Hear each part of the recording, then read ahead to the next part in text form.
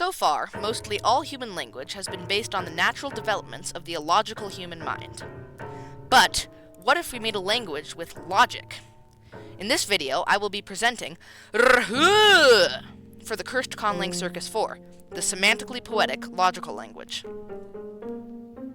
Now, I'm aware this has been done many times before, so this time I will try to do it differently. Let's add some more logic to syntactic clarity. Let's start with some of the basic goals and theory for the language. Instead of only basing the syntax on predicate logic, what if we derived some other ideal circumstances from reasoning? Here's what I mean. In Lojban, for example, it can take a very long time to state a very simple thing. This is often true for other logical languages. But wait a second, what even is the purpose of language? Well, effective communication between other beings. Well, one of this language's goals is efficiency. Now, how can we get efficiency? By lessening the amount of morphemes and raising the amount of phonemes, of course. So, how are these ideas implemented? First of all, let's discuss the sentence structure. It follows basic structure based on predicate logic, as seen here.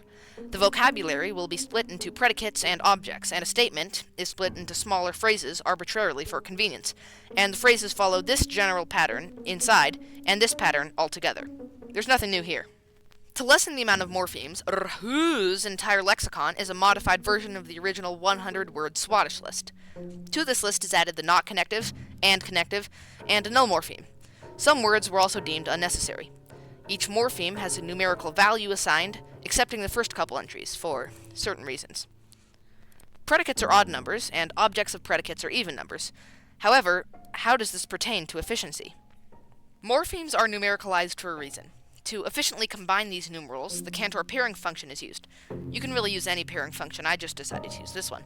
Now, a pairing function takes in two integers and outputs a unique integer for each pair. This function is used in the following tree structure to represent the predicate phrase. It combines the many different numerals, that is, the Swedish vocabulary words, into one. How do we turn this into phonemes? Here is the phonology of this language, written in a very odd way. Instead of writing every phoneme, each of these rows describe a different aspect of the phoneme in consonants and vowels. Each of these bracketed parts represents a decimal digit, as seen here again. However, you may have noticed that there are 25 vowels and 4 vowel diacritics.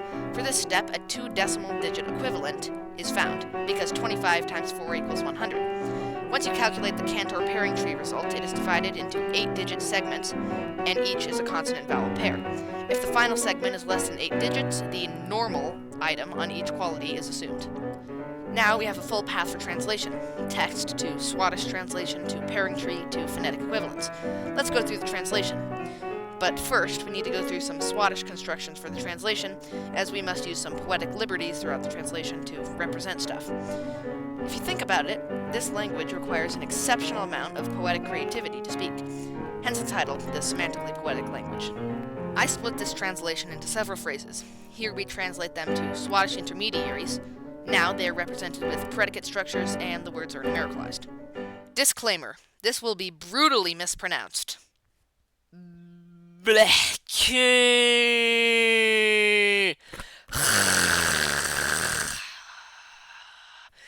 God bless.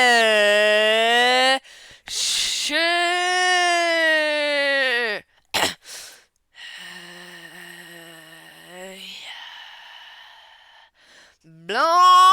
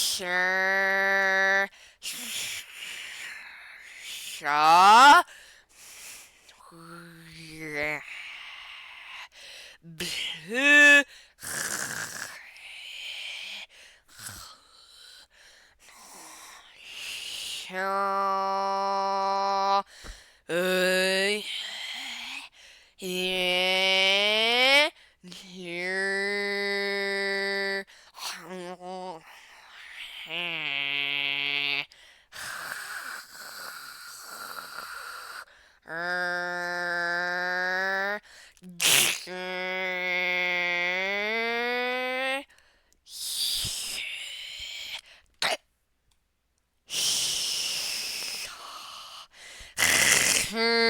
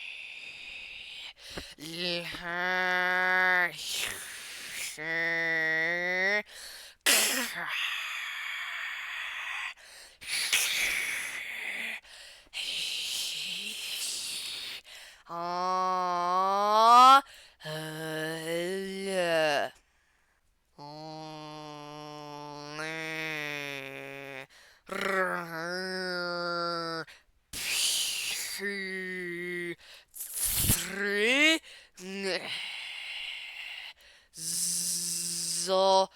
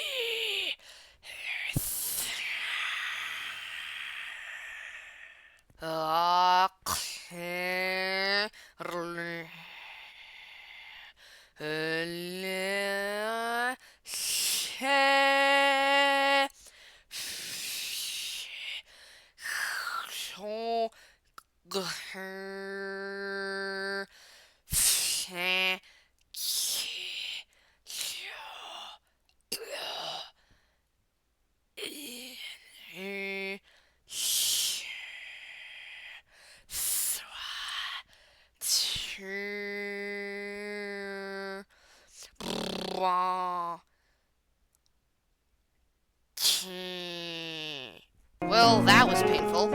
Anyway, thank you for watching.